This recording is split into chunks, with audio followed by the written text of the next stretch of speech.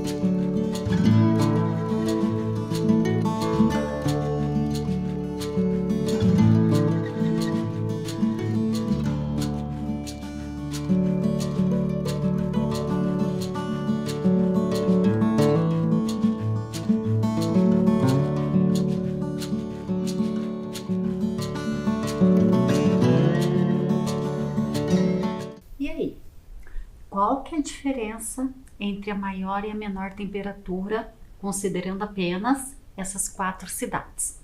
Então vamos fazer uma reta numerada. Percebam que essa reta ela tem uma seta tanto do lado esquerdo como do lado direito. O que significa essas setas? Quer dizer que essa reta continua, ela é infinita tanto para um lado como para o outro lado. Para saber quem é a maior e quem é a menor temperatura, nós vamos organizar essas temperaturas nessa reta. Assim eu posso saber qual é a maior e qual é a menor. E vamos ter um ponto de referência que é o zero. Por que o zero? O zero, ele separa os números positivos dos números negativos. Então, a primeira temperatura, lá de Paris, menos 4 graus centígrados. Menos 4. Para que lado que está esse menos 4? Ele está para este lado aqui do zero, né? Para a esquerda do zero. Então, aqui eu tenho a temperatura de menos 4. A próxima temperatura de Bangkok, 33 graus centígrados. 33, positivo. Então, ele vai estar do lado direito do zero. 33 graus, posicionado. A próxima temperatura de Barra Mansa, 38 graus. Já sei que vai estar à direita do zero. E percebam, o 33 já está aqui. O 38 vem para o lado esquerdo ou para o lado direito do 33? Para o lado direito, né? Porque o 38 é maior que o 33. E a última temperatura, que é lá de Oslo, menos 12 graus centígrados. Vai estar à esquerda do zero, menos 12. Então, vamos analisar. Primeiro, eu preciso saber a diferença entre a maior e a menor. Então, quem é a maior e quem é a menor temperatura? Então, vamos pensar aqui. Vamos analisar aqui o 33 e o 38. Eles estão à direita do zero. Quando está à direita do zero, estão os números positivos. Ou seja, quanto mais afastado do zero esse número estiver, maior ele será. Então aqui, quem que está mais afastado do zero? O 33 ou o 38? 38, né? Então já descobrimos a maior temperatura. E a menor temperatura? A menor temperatura, eu tenho aqui duas temperaturas negativas, que estão à esquerda do zero. Então, à esquerda do zero estão os números negativos e o que diz? Que quanto mais longe do zero, do lado esquerdo, dos números negativos, menor esse número é. Então, eu tenho aqui, ó, o menos 4 e o menos 12. Quem está mais longe do zero? O menos 12. Então, quer dizer que o menos 12 é menor que menos 4. O que concluímos aqui? Nós descobrimos a maior temperatura, que é o 38, de Barra Mansa, e a menor temperatura, que é menos 12, que é de Oslo. Qual que é a pergunta do problema? Qual a diferença entre essas duas temperaturas? Então, vamos analisar aqui. Quantos espaços que eu tenho do menos 12 até aqui o zero? Quantos espaços que eu tenho aqui? Eu tenho 12 espaços.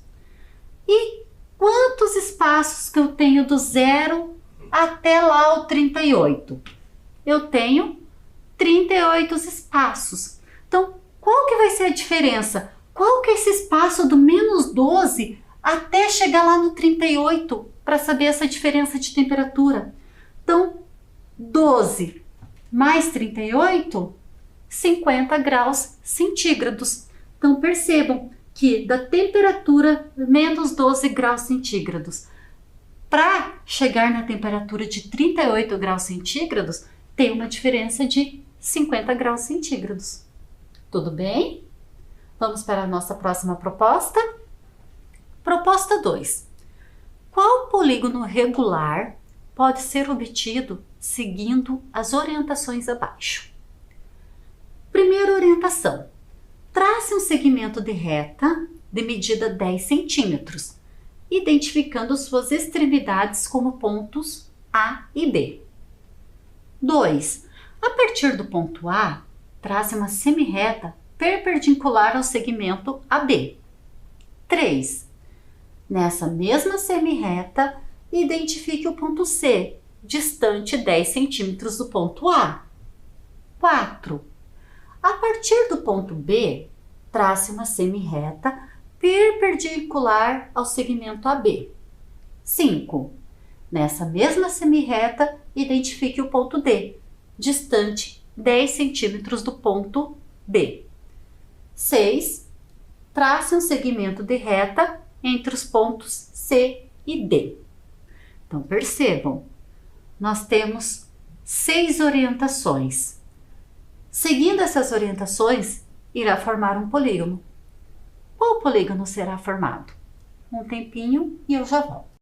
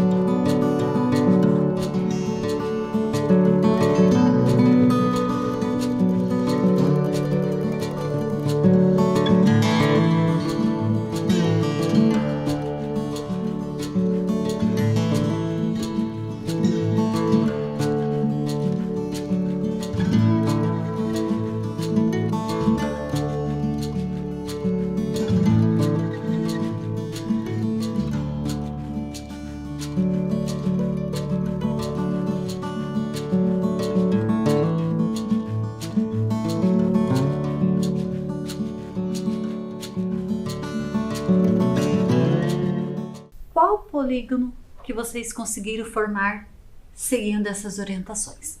Vamos verificar juntos? Então, primeiro, trace um segmento de reta de medida 10 centímetros, identificando suas extremidades como pontos A e B.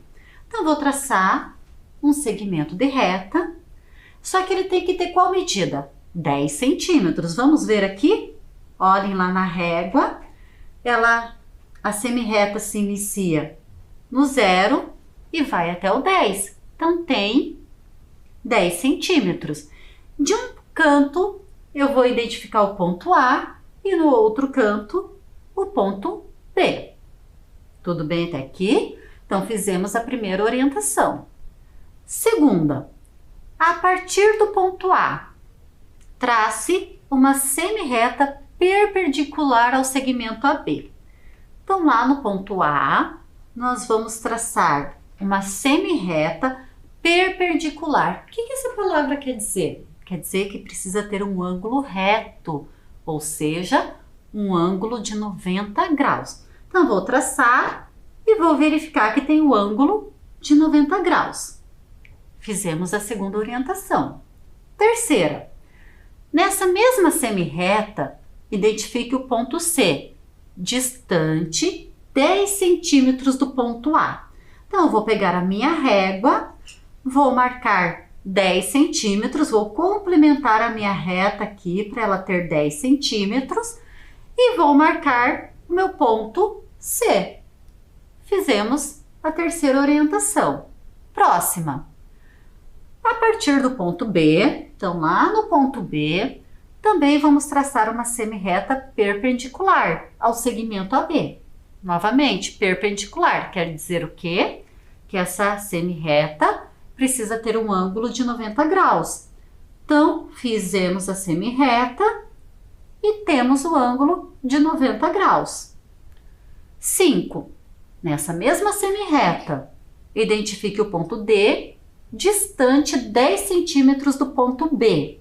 Então, vou usar a minha régua novamente, vou identificar até onde tem que ser traçado a semi-reta para que ela tenha 10 centímetros e identificar o meu ponto D. Última orientação, trace um segmento de reta entre os pontos C e D, ou seja, vamos unir esses pontos C e D com uma reta. Que figura que nós formamos? Um quadrado de 10 centímetros de lado. Vocês também encontraram um quadrado? Que bom, né? Vamos para a nossa próxima proposta? Na roleta abaixo foram colocados os números de 1 a 10 para se fazer um sorteio. Então, olhem a roleta e aqui estão os números de 1 até 10. Ao realizar um sorteio, utilizando essa roleta, qual é a probabilidade de o resultado obtido ser um número primo? 30%? 40%? 50%? Ou 60%? Então, vejam, a minha roleta está numerada de 1 a 10. A hora que eu girar essa roleta, quantas chances que eu vou ter de ser sorteado um número primo? Vocês recordam que é um número primo? São aqueles números que têm apenas 2 divisores, ele mesmo e o número 1. Então, observe a roleta, observe a quantidade de números primos e calculem qual é a chance de ser sorteado um número primo. Eu já volto.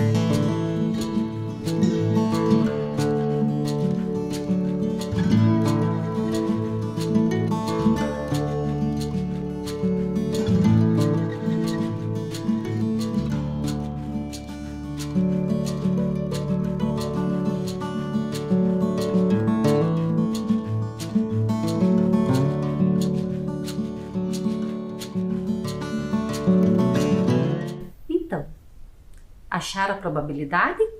Vamos pensar aqui. Primeiro, eu tenho que descobrir nessa roleta quais são os números primos. Lembra do que eu falei anteriormente? Número primo são aqueles que possuem apenas dois divisores, o 1 e ele mesmo. Então aqui na roleta nós temos do número 1 até o número 10. Então vamos identificar quais são os divisores de cada número desses aqui para a gente descobrir quem são os primos. Então os divisores de 1 é só 1. Do 2 é 1 e o 2. O 3 tem de divisores o 1 e o 3. O 4 tem de divisores o 1, o 2 e o 4. O 5, os divisores são 1 e 5. O 6, 1, 2, 3 e 6. 7, 1 e 7. 8, 1, 2, 4 e 8. 9, 1, 3 e 9. E o 10, 1, 2, 5 e 10. Então aqui nós colocamos os divisores de todos os números que estão na roleta. Eu quero saber quem são os primos. Então vamos analisar. O número 1 pode ser primo? Não, porque ele só tem um divisor. E o que diz a regra do número primo? Que ele tem que ter dois divisores. O número 1 e o próprio número. Então 1 não é primo. O 2 é primo? É. Olha só os divisores de 2. O 1 e ele mesmo. 3, 1 e ele mesmo. 4, tem 3 divisores, então não é primo. 5, 1 e ele mesmo. O 6 tem 4 divisores, automaticamente não será um número primo. 7, 1 e ele mesmo. 8, também tem 4 divisores. 9 tem 3 divisores. E 10 tem 4 divisores. Também não é primo. Então, ou seja, nesse grupo de números de 1 até 10, eu tenho o 2, o 3, o 5 e o 7, que são números primos. São quantos? 4 dos 10 números são primos. Tá, qual que era a pergunta do problema? Qual a probabilidade da roleta ser girada e ser sorteado um desses 4 números? Então percebam, os 10 números, por que 10 números? Porque a roleta é formada com 10 números. Representa o quê? O total, 100%, o meu todo. O meu todo são os 10 números. Quantos números que eu quero que caia no sorteio? 4 números. Por que 4? Que os números primos são 2, 3, 5 e 7 entre esses 10 números que estão na roleta. Se 10 números representam o meu todo e é 100%, então 4 números que eu quero que seja sorteado vai representar qual porcentagem? 40%. Então, ou seja, alternativa correta, letra B. Eu tenho 40% de chance de girar essa roleta e ser sorteado um número primo. O que isso quer dizer? Que eu tenho 4 chances de 10. Tudo bem? Próximo problema.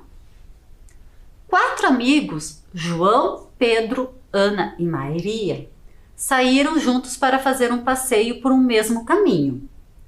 Até agora, João andou 6/8 do caminho, Pedro 9/12, Ana 3/8 e Maria 4/6.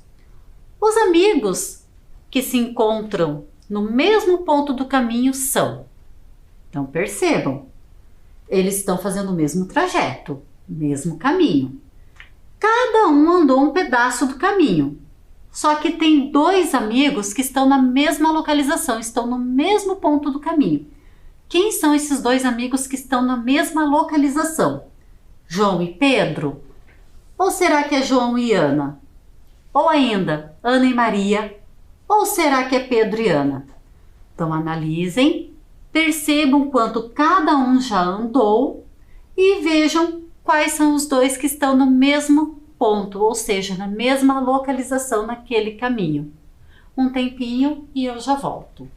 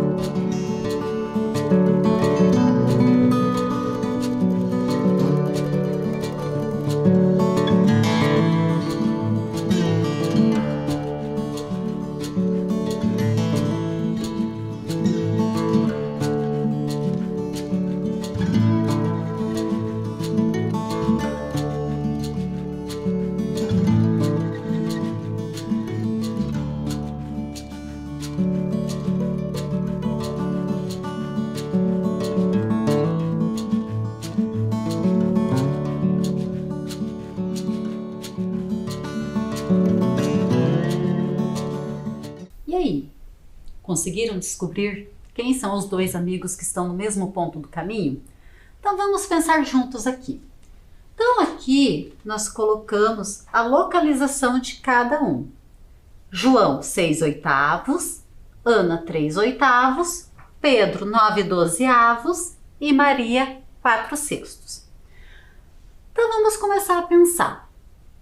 Quem será que está na mesma localização? Ou seja, nós vamos ter que pensar nas frações equivalentes.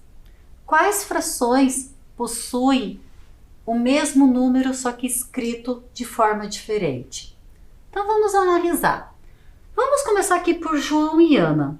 Percebam que João e Ana, o denominador está o mesmo, 6/8 e 3/8. O que eu posso concluir com isso? Que 6/8 e 3/8 não podem ser frações equivalentes, porque o denominador já são iguais, porém os numeradores são diferentes. Então eu sei que João e Ana não podem estar no mesmo ponto do caminho. Vamos analisar agora então o Pedro e a Ana. O Pedro percorreu 9/12 e a Ana percorreu 3/8. Se eu quero saber quem está na mesma localização, as frações devem ser iguais. Elas podem ser escritas diferentes pela fração equivalente. Então eu vou ter que pensar aqui, será que 9/12 eu consigo escrever ela de uma outra forma que fique 3/8? Então vamos pensar aqui. Eu posso dividir tanto o numerador quanto o denominador. Porque o que diz as frações equivalentes? Para determinar uma fração equivalente, eu posso dividir ou multiplicar tanto o numerador quanto o denominador pelo mesmo número. Se eu divido ou multiplico pelo mesmo número, eu tenho uma fração equivalente. Então vamos pensar aqui. Por quanto que eu tenho que dividir esse 9 para chegar em 3? Para ver se 9/12 é uma fração equivalente de 3/8. Eu posso dividir por 3. 9 dividido por 3, 3. Aí o que acontece? Se o numerador eu dividir por 3, automaticamente o denominador eu tenho que dividir por 3 para ela ser equivalente. 12 dividido para 3 é 8? Não, né? 12 dividido para 3 é 4. Então, ou seja, Pedro e Ana não podem estar no mesmo ponto do caminho. Então, já vou descartar essa alternativa. Então, vamos para o próximo. Ana e Maria. Ana está em 3/8 do caminho e Maria em 4/6. Então, será que eu consigo fazer uma fração equivalente aqui para ver se as duas estão no mesmo ponto do caminho? Então, vamos pensar. Para chegar em 4, se eu tenho 3, eu não posso dividir, eu tenho que multiplicar. E o 8, para chegar em 6, eu preciso dividir. O que eu falei ali no comecinho? Que eu tenho que multiplicar ou dividir. Eu não posso usar as duas operações. Ou multiplica ou divide. Então, quer dizer que a Ana e a Maria não podem estar no mesmo ponto do caminho. Sobrou qual alternativa? João e Pedro. Será que são os dois que estão no mesmo ponto do caminho? Vamos analisar. João andou 6/8 e Pedro andou 9/12. Então vamos aqui. Será que eu posso chegar a uma fração equivalente de 6/8 e 9/12?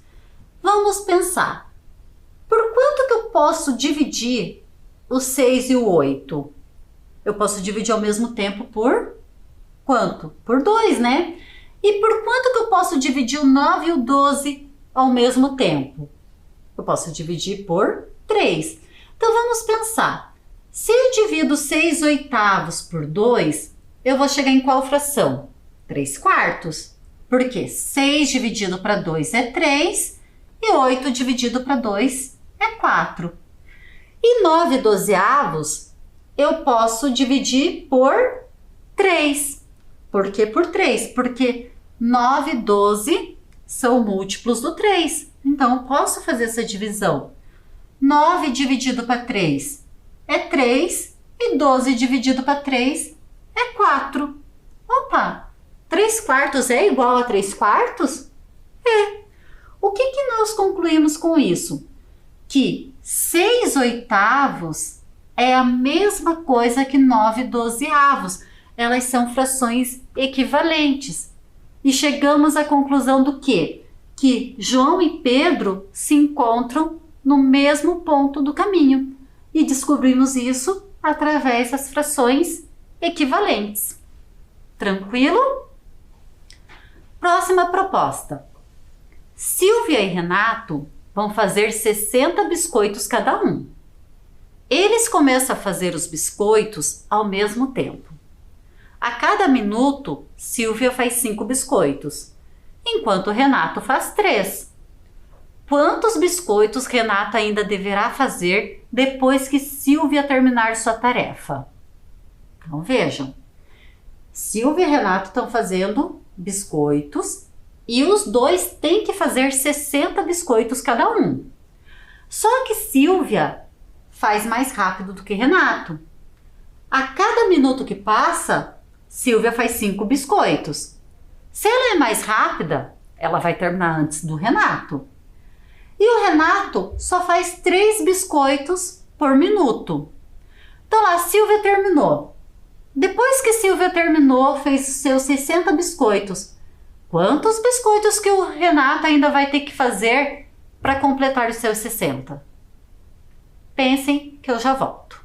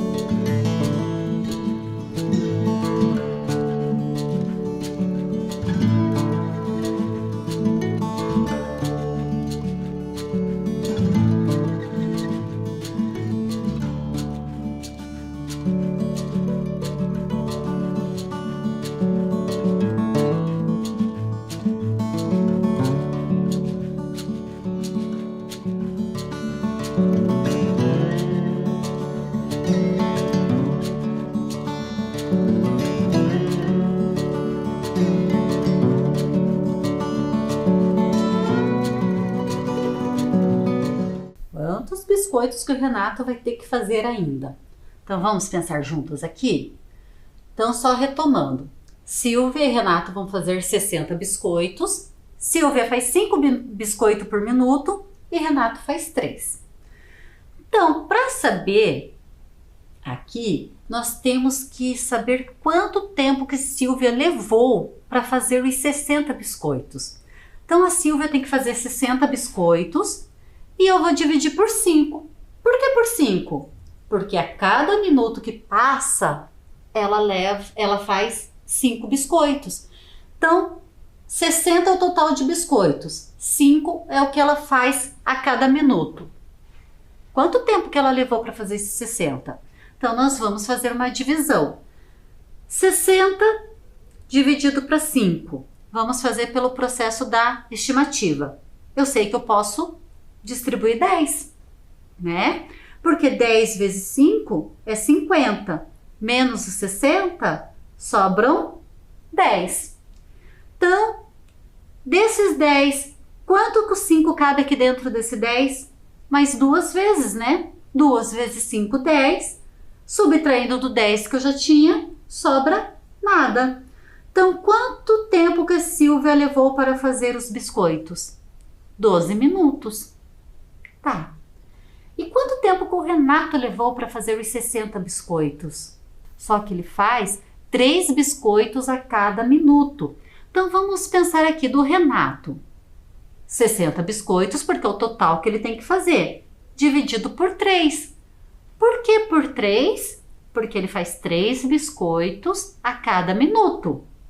Por que que da Silvia foi dividido por 5? Porque ela fazia 5 biscoitos a cada minuto. Também vamos fazer por estimativa. Então, 60 dividido para 3. Então, vamos pensar. Quantas vezes que o 3 cabe lá dentro dos 60? Ele pode caber 10 vezes, né? 10 vezes 3, 30. Então, 60 menos o 30, vão sobrar 30. Quantas vezes que o 3 cabe lá dentro do 30? Mais 10 vezes, né? 10 vezes 3, 30. Subtraindo do 30 que eu já tinha, sobra nada. Então, ou seja, que o Renato, ele leva 20 minutos para fazer os 60 biscoitos. Então, percebam aqui, a Silvia demorou 12 minutos para fazer todos os biscoitos. E o Renato demorou 20 minutos para fazer todos os biscoitos. Mas era essa a pergunta do problema? Não, né? Qual que era a pergunta do problema? Quantos biscoitos ainda Renato precisa fazer depois que Silvia já terminou os dela? Então vamos pensar. Silvia, ela levou 12 minutos. Renato levou 20. Então, qual que é a diferença de tempo? Tempo do Renato menos o tempo da Silvia foram 8 minutos. Então, a diferença de tempo foi 8. Então, a Silvia terminou em 12 minutos. O Renato terminou em 20, Quer dizer o quê? Que o Renato ainda ficou 8 minutos fazendo os biscoitos. E o que dizia lá? Que o Renato fazia 3 biscoitos a cada minuto. Quantos minutos que ele ficou trabalhando ainda? 8 minutos, né? Então, 8 minutos vezes 3 biscoitos, que é a quantidade de biscoitos que ele faz a cada minuto, resulta em 24 biscoitos. Então, o que isso quer dizer? Que depois que Silvia terminou, Renata ainda precisou fazer 24 biscoitos. Ok, pessoal? Então, Renata ainda tem que fazer 24 biscoitos. Tudo bem? Então, essa foi a nossa aula de hoje. Espero que vocês tenham gostado e me acompanhado. E nos vemos no próximo momento. Tchau, pessoal!